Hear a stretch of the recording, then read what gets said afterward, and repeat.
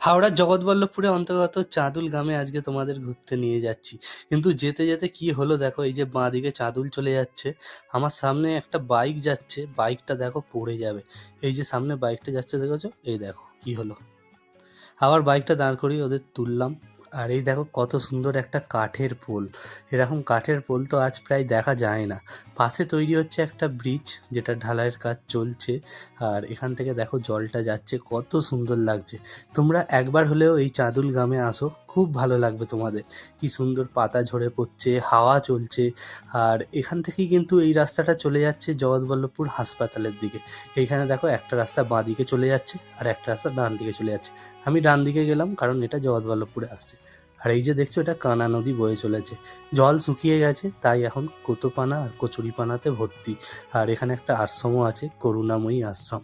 আশ্রমের ভেতরটা কত সুন্দর, ফুরফুরে হাওয়া চলছে, বেশ ভালোই লাগছিল। তারপর আমি আগে যাচ্ছিলাম জগৎবল্লভপুর হাসপাতালের দিকে।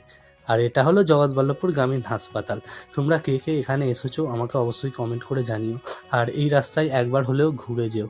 আমার তো বেশ ভালো লাগে এই রাস্তা দিয়ে যেতে, তবে রাস্তার কন্ডিশন খুবই খারাপ। আর এই যে সামনে পুলটা আছে, এখান থেকে দাঁড়িয়ে তোমরা দেখতে পাবে শোভারানী মেমোরিয়াল কলেজ। ভিডিওটা শেয়ার করে দাও আর ফলো করে দাও।